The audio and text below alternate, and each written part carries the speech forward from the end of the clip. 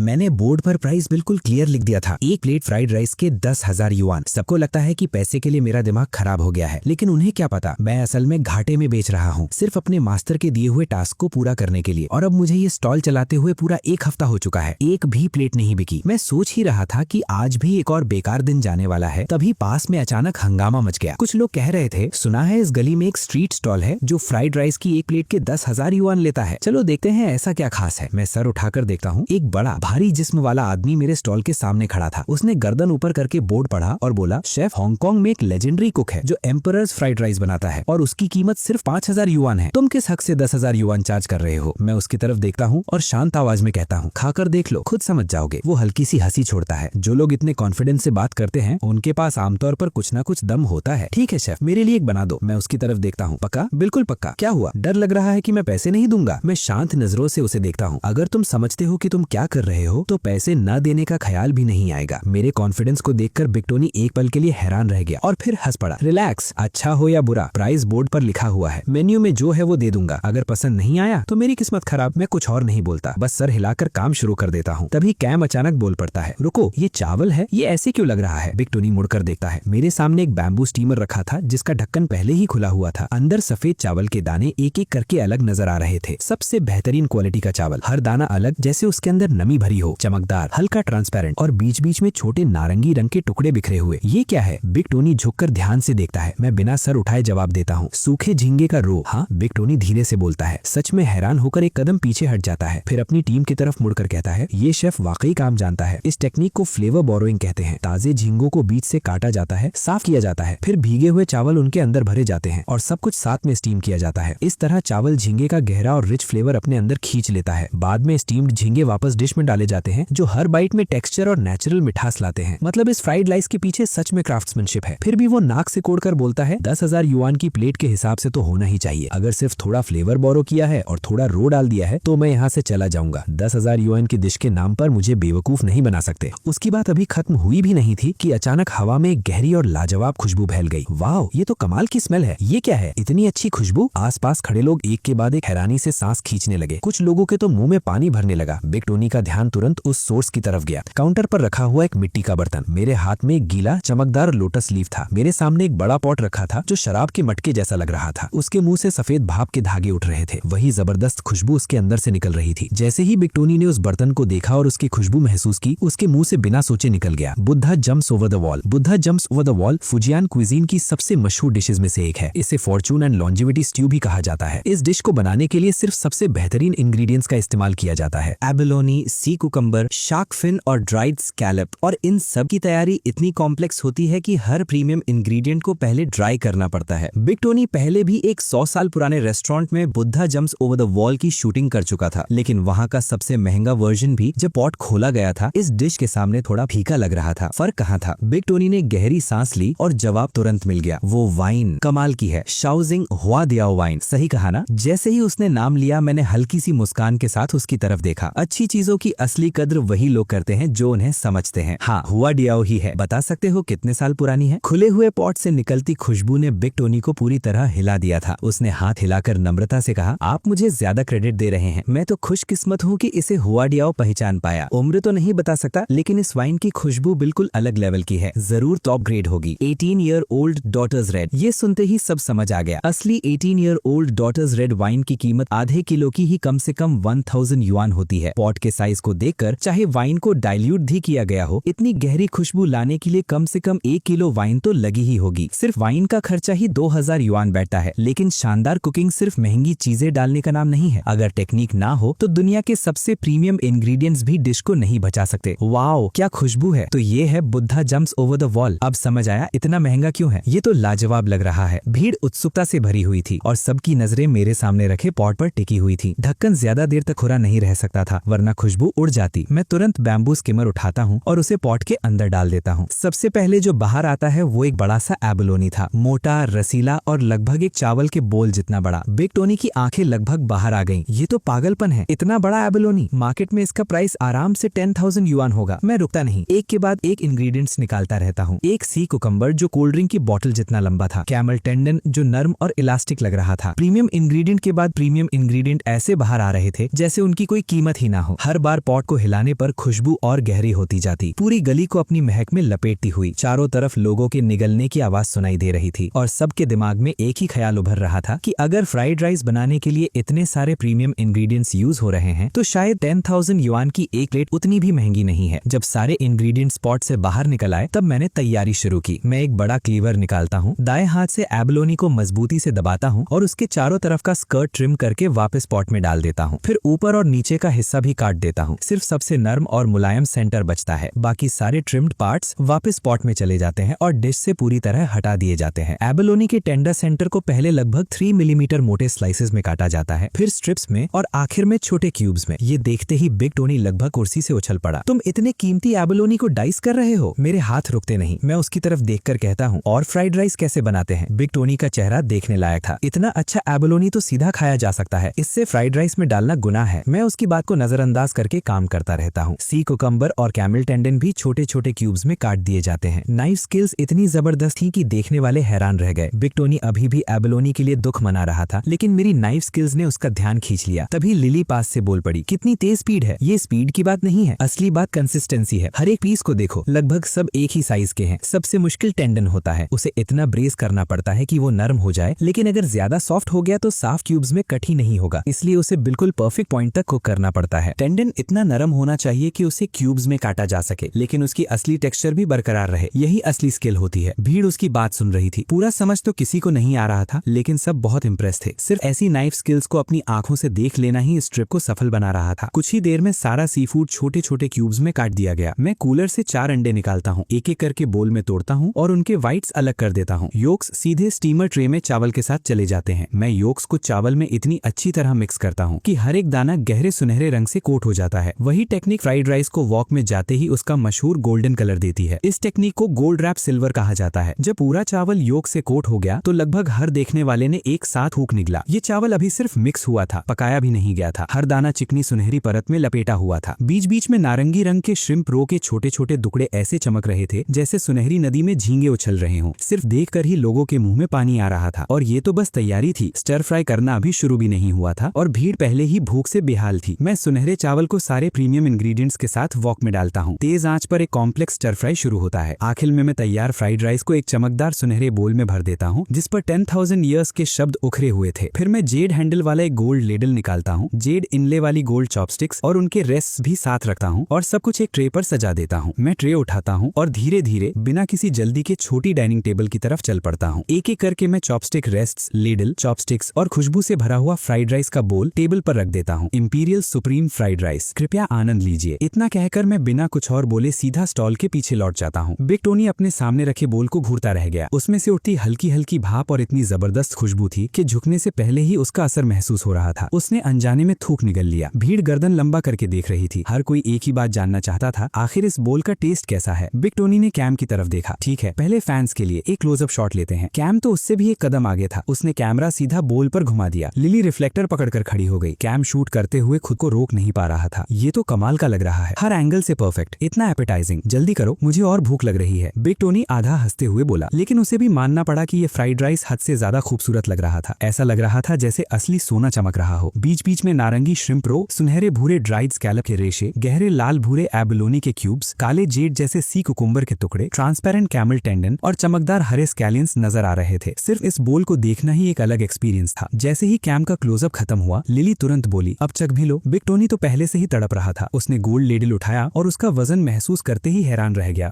ये तो सच में सॉलिड गोल्ड है। उसने लेडल को हाथ में घुमाया, फिर संभलकर एक चम्मच फ्राइड राइस निकाला और अपने होठों तक ले गया। एक बार चबाया, फिर दूसरी बार, और अचानक सीधा कुर्सी पर तनकर बैठ गया। सीधा कैमरे की तरफ मुड़ गया। उसके चेहरे का एक्सप्रेशन अजीब हो गया। पूरा जिस्म सख्त पड़ गया, जैसे उसे बिजली का झटका लगा हो। वो बिल्कुल जम सा गया। आंखें पूरी खुल गईं। ये खुशी का स्वाद है। उस पल बिग टोनी खुद को एक छोटे बच्चे की तरह महसूस कर रहा था जो अपनी माँ की गोद में लेटा हुआ है। ये माँ का हाथ का खाना है। उसे ऐसा लग रहा था जैसे छोटी छोटी रूहानी परियां उसके आसपास नाच रही हों। ओह माय गॉड, मैं बर्दाश्त नहीं कर सकता। अगर मेरी मौत भी ऐसे टेस्ट के बाद हो तो मैं खुशी खुशी मर जाऊंगा। लिली उसे पूरी तरह उलझन भरी नजरों से देख रही थी। कम ऑन, इतना भी क्या? तुम फ्राइड राइस खाकर सच में रो रहे हो? होश में वापस आते ही बिग टोनी ने एक शब्द भी नहीं बोला। वो सीधा उठकर मेरे पास आया और दोनों हाथ जोड़कर मेरे सामने खड़ा हो गया। शेफ, मैं आपको प्रणाम करता हूँ। ये इंपीरियल सुप्रीम फ्राइड राइस बिल्कुल पागलपन है। जैसे ही बिग टोनी के मुंह से ये शब्द निकले, भीड़ में हंगामा मच गया। गया। इतनी बड़ी तारीफ, सच में? क्या तुम सीरियस हो? मैं तो यहाँ से सिर्फ खुशबू लेकर ही लालच में आ गया हूँ। टेस्ट करने की भी जरूरत नहीं, खुशबू ही बता रही है कि डिश कितनी जबरदस्त है। तुमने बिग टोनी का रिएक्शन देखा ना? बस वही सब कुछ बता देता है। इतना बड़ा एबलोनी, इतना मोटा सी क्यूकम्बर, इतना प्रीमियम सी फूड, ऊपर से टॉप ग्रेड बर्ड्स नेस्ट। खाना कमाल का ना हो तो और क्या हो। आखिर ये 10,000 युआन वाला फ्राइड राइस है। सच में लाजवाब, हर एक पैसा वसूल। चारों तरफ चर्चा रुकने का नाम ही नहीं ले रही थी। मैं बिग टोनी की तरफ देखता हूँ, उसका चेहरा एक्साइटमेंट से चमक रहा था। मैं हल्की सी मुस्कान के साथ सर हिला देता हूँ। जब तक तुम्हें पसंद आया, मेरी सारी मेहनत सफल हुई। पसंद आया? बिग टोनी लगभग उछल पड़ा। मैं तो हद से ज्यादा खुश हूँ। शेफ, क्या आप स्टूडेंट्स लेते हैं? मैं सच में आपसे सीखना चाहता हूँ। सिर्फ एक प्लेट फ्राइड राइस खाकर ये आदमी शिष्य बनने की बात कर रहा था। मैं हंस पड़ा। बिग टोनी को भी मेरी प्रतिक्रिया से कोई हैरानी नहीं हुई। इस लेवल की कला हर किसी को नहीं सिखाई जाती। उसने एक लंबी सांस छोड़ी। मुझे पता है आप ऐसे ही किसी को नहीं सिखाएंगे। फिर उसकी नजर कैम और लिली पर पड़ी, जो चुपके चुपके बोल से एक एक चम्मच खा रहे थे और उनके चेहरे पर खुशी साफ दिख रही थी। अरे तुम दोनों, मेरे लिए भी कुछ छोड़ दो। बिग टोनी तुरंत फोन निकालता है और बिना देरी किए पेमेंट कर देता है। फिर सीधा टेबल की तरफ भागता है। मेरे फोन पर पेमेंट नोटिफिकेशन की आवाज आती है और मेरे अंदर का तनाव एक पल में खत्म हो जाता है। एक पूरा हफ्ता स्टॉल चलाने के बाद आखिरकार टास्क कंप्लीट हो गया था। अब मैं दोबारा उस सपने की दुनिया में जा सकता था। उधर टेबल पर बिग टोनी, लिली और कैम मिलकर पूरा बोल साफ कर चुके थे। इतना स्वाद था। लिली ने अफसोस से कहा, बस क्वांटिटी कम थी। कम थी? बिग टोनी ने तुरंत जवाब दिया, सबसे ज्यादा तो तुमने ही खाया। ठीक है, लेकिन सच कहूँ तो ये इंपीरियल सुप्रीम फ्राइड राइस हद से ज्यादा कमाल का था। फ्राइड राइस की दुनिया का गोल्ड स्टैंडर्ड। अब समझ आया इसे इंपीरियल क्यों कहते हैं। उस शाम घर पहुंचते ही मैं बेसब्री से दोबारा सपने में प्रवेश करता हूँ। इस बार मैं एक चौड़े माथे और तेज आंखों वाले आदमी के शरीर में जागता हूँ। उसकी सिग्नेचर डिश थी the only one beef noodle. Imperial supreme fried rice के विपरीत, जिसमें प्रीमियम इंग्रेडिएंट्स का ढेर लगता था, इस डिश में सिर्फ एक मुख्य इंग्रेडिएंट था, बीफ। लेकिन मुश्किल के मामले में ये डिश फ्राइड राइस से कई गुना आगे थी। फ्राइड राइस से जो भी कुकिंग स्किल्स मैंने सीखी थी, उनके बावजूद मुझे सपने के अंदर पूरे 4 साल लग गए the only one beef noodle को पूरी तरह से मास्टर करने में। पिछली बार की तरह सपने से निकलते वक्त मुझे उस आत्मा का इंपीरियल रिवॉर्ड मिला जिसके शरीर में मैं था। एक खास ब्लेड जो खुद एम्परर ने इसी डिश के लिए बनवाया था। साथ ही सिस्टम ने एक नया क्वेस्ट भी दे दिया, the only one beef noodle की एक सर्विंग 20,000 युआन में बेचो। क्वेस्ट कंप्लीट होते ही एक नया ड्रीम अनलॉक होगा। इसी बीच बिग टोनी की 10,000 युआन वाली फ्राइड राइस की वीडियो रातों रात वायरल हो गई। हजारों लोग स्टॉल को ढूंढने के लिए उत्सुक हो गए। अगली सुबह मैं जल्दी स्टॉल पर पहुंच गया। मैंने पुराना साइन हटा दिया। इंपीरियल सुप्रीम फ्राइड राइस की जगह अब लिखा था the only one beef noodle 20,000 yuan पर सर्विंग। फिर मैंने लाइव स्ट्रीम शुरू कर दी। आज के मेन्यू में है the only one beef noodle set, एक सर्विंग 20,000 युआन। डिलीवरी अवेलेबल नहीं है। बिग टोनी की वायरल वीडियो के कारण लाइव स्ट्रीम शुरू होते ही व्यूअर्स की बाढ़ आ गई। चलो देखते हैं आज कौन सा बेचारा 10,000 युआन फ्राइड राइस पर उड़ाता है। 1 मिनट, फ्राइड राइस हटाकर नूडल्स रख दिए और अब 20,000 युआन चार्ज कर रहे हो। तुम खुद को समझते क्या हो? क्या मैं सही देख रहा हूँ? 20,000 युआन एक बोल नूडल्स। मैं कमेंट्स की बारिश देखते हुए शांत आवाज में बोलता हूँ, आज इंपीरियल सुप्रीम फ्राइड राइस नहीं है। इंग्रेडिएंट्स खत्म हो गए हैं, इसलिए फिलहाल मेन्यू से हटा दिया गया है। आज सिर्फ the only one beef noodle मिलेगा। कुल 5 सर्विंग्स। रिजर्वेशन शुरू। सिर्फ 5 बोल्स बिकेंगे। इतना सुनते ही चाट पूरी तरह फट पड़ी। 20,000 युआन में तो एक गाड़ी आ जाती है और तुम नूडल्स बेच रहे हो। देखो, बात ये नहीं है कि मैं अफोर्ड नहीं कर सकता, बस मुझे बीफ नूडल्स पसंद नहीं है। चैट में कमेंट्स की बारिश हो गई। जो इस बात पर यकीन करता है वो 1 टाइप करे। तभी लाइव स्ट्रीम के स्क्रीन पर एक गोल्डन रॉकेट एनिमेशन चमक उठी। यांग चेंग के यंग मास्टर हैंग ने एक सुपर रॉकेट गिफ्ट भेजा था। साथ ही उसका कमेंट भी सामने आया, शेफ मेरे लिए 3 सर्विंग्स रिजर्व कर दीजिए। गिफ्ट देखते ही पूरी चैट पागल हो गई। नो वे, लेजेंड, कोई सच में 20,000 युआन का नूडल्स खरीद रहा है। मैं कमेंट देखकर सर हिला देता हूँ। ठीक है, आ जाइए, आपकी 3 सर्विंग्स रिजर्व्ड हैं। इतना कहकर मैं तैयारी में लग जाता हूँ। कुछ देर बाद एक भारी भरकम आदमी लगभग 250 पाउंड का, एक औरत और एक छोटी लड़की के साथ स्टॉल पर आता है। शेफ, मेरा ऑर्डर तैयार है। मैं ही यंग मास्टर हैंग हूँ। उसने अपनी बेटी की तरफ देखा और धीरे से बोला, मेरी बेटी को गंभीर हीटिंग डिसऑर्डर है। कल रात बिग टोनी ने आपका इंपीरियल सुप्रीम फ्राइड राइस खाया था, उसी ने मुझे यहाँ भेजा है। शेफ, अगर आपका खाना मेरी बेटी की हालत सुधार सकता है तो पैसे की कोई परवाह नहीं। मैं सिर हिलाकर उन्हें बैठने का इशारा करता हूँ और काम शुरू कर देता हूँ। सबसे पहले मैं एक लैंटर्न का फ्रेम बनाता हूँ, फिर चीनी में पानी मिलाकर उसे पकाता हूँ जब तक वो सिरप न बन जाए। उसके बाद मैं राइस पेपर पर डिजाइन बनाना शुरू कर देता हूँ। लाइव स्ट्रीम के व्यूअर्स पूरी तरह कंफ्यूज थे। 1 मिनट, ये बीफ नूडल स्ट्रीम थी? ये हो क्या रहा है? शेफ शुगर आर्ट क्यों बना रहा है? मैं चैट पर ध्यान नहीं देता। सारे पार्ट्स तैयार करके सिरप ठंडा होने का इंतजार करता हूँ, फिर उन टुकड़ों को एक एक करके जोड़ना शुरू करता हूँ। ज्यादा वक्त नहीं लगता और व्यूअर्स शेप पहचान लेते हैं। अरे ये तो पैलेस लैंटर्न है, इसे ये भी बनाना आता है। लेकिन इसका बीफ नूडल्स से क्या लेना देना? जब लैंटर्न पूरी तरह तैयार हो गया, मैं सीधा होकर व्यूअर्स के सवालों की तरफ देखता हूँ। The one and only beef noodle एक पूरा सेट मील है। नूडल्स के साथ लैंटर्न शैडो बीफ और एक मिस्ट्री एग दिया जाता है। ये पैलेस लैंटर्न असल में लैंटर्न शैडो बीफ का हिस्सा है। इतना कहकर मैं नीचे रखे कूलर से एक बीफ टेंडरलॉइन निकालता हूँ, फिर पास रखी नाइफ की इसको खोलता हूँ और उसमें से लगभग 1 फुट लंबी बेहद पतली ब्लेड निकालता हूँ। मैं टेंडरलॉइन के बिल्कुल कोने पर ब्लेड रखता हूँ और एक ही स्ट्रोक में स्लाइस करता हूँ। रोशनी में एक ऐसा मीट का टुकड़ा लटक रहा था जो इतना पतला था कि लगभग ट्रांसपेरेंट लग रहा था। रोशनी उसके आर पार निकल रही थी। लाइव स्ट्रीम ने ये सब क्लियरली कैप्चर कर लिया और चैट फट पड़ी। वो ये तो इतना पतला है कि आर पार दिख रहा है। नो वे, क्या ये सच है? क्या कोई फिल्टर लगा हुआ है? मीट इतना पतला कैसे काटा जा सकता है? क्या असली लैंटर्न शैडो बीफ वाकई रोशनी को पास होने देता है? कुछ ही देर में मैंने बिल्कुल एक जैसे 8 स्लाइसेस काट लिए। मैं एक फ्लैट पैन निकालता हूँ और सभी स्लाइसेस को हल्का सा पैन फ्राई करता हूँ। फिर एक स्लाइस को हाथ से सीधा दबाता हूँ और दूसरे हाथ में कार्विंग नाइफ उठाता हूँ। ब्लेड मीट के ऊपर से गुजरती है और एक कैरेक्टर साफ तौर पर अलग होकर गिर जाता है। स्लाइस के बीच में खाली जगह बन जाती है। स्काई का कैरेक्टर। मैं उस स्लाइस को उठाकर पैलेस लैंटर्न के एक पैनल में फिट कर देता हूँ। बिल्कुल परफेक्ट फिट। व्यूअर्स की आंखें फट गईं। रुको रुको, मैंने सोचा था ये बीफ जर्की बना रहा है, अब ये मीट में कैरेक्टर्स कार्व कर रहा है। ये सच है क्या? जरूर कोई फिल्टर है। मीट में शब्द कौन काटता है? मैंने आज तक ऐसा कुछ नहीं देखा। मैं बिना रुके बाकी 8 स्लाइसेस पर भी वही करता हूँ। हर एक पर अलग कैरेक्टर कार्व करता हूँ। 8 कैरेक्टर्स मिलकर एक वाक्य बनाते हैं। त्यान श्या दी शी जान जुएवे, यानी आसमान के नीचे सबसे बेहतरीन, दुनिया का सबसे उत्तम स्वाद। हर स्लाइस को पैलेस लैंटर्न के 8 पैनल्स में फिट कर दिया जाता है। फिर मैं उसके अंदर एक छोटी सी स्मोकलेस कैंडल जला देता हूँ। अगले ही पल भीड़ के सामने एक ऐसा लैंटर्न जगमगाने लगता है